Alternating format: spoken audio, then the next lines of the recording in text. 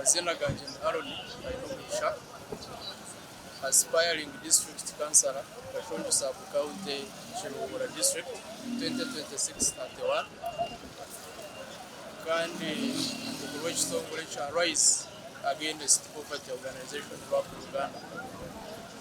Emyaka nkaga n'ebiri ya Uganda nitugesimiruzana mu kujangu uruga obutwetegeka na hati ine bintu byakoze na n'ikindi politics n'ingashi enshonga zensi yona international affairs ihanga kuri kwetegeka bitandika kuri ibintu byaryo omutongole.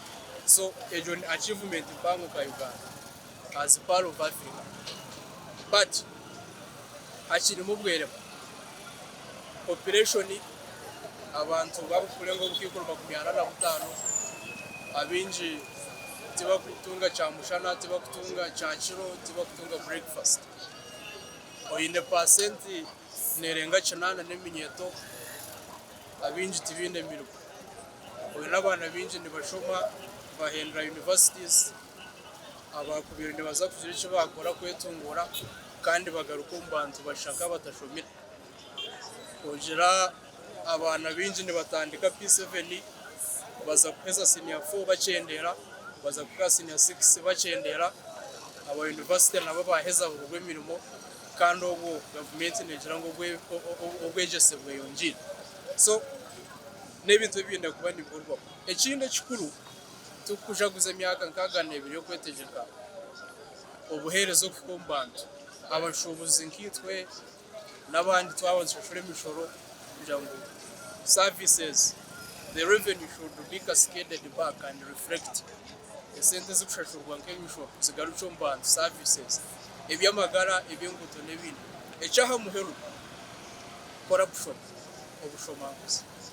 President Museveni aha myaka kaga n'ebiro tukwetegeka nchumesa ngo wayineho makumyana eyatwebembira. So imyaka nkaga n'ebireji we need to focus the guns against corruption.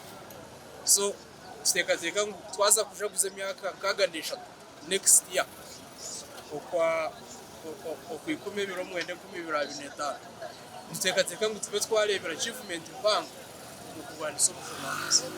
Project za government zikwija PDM organized operation and separation n'izindi zikabire nizi kora chihango konkabo ubushomanguzi.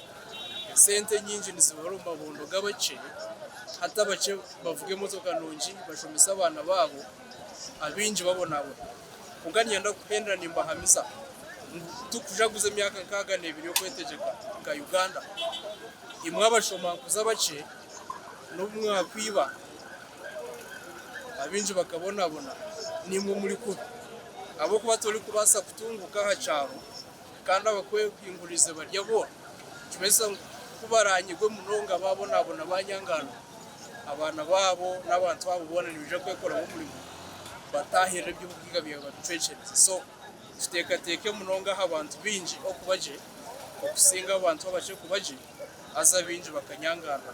Niyo message yanje twaba tujaguze imyaka nkaga n'ebiri ka Uganda n'abantu kubatera umuranga kugira ngo bakore imetungure wabona utakira government kugira iki yakwera ni ubuinde eco ineho ahwera atandiki.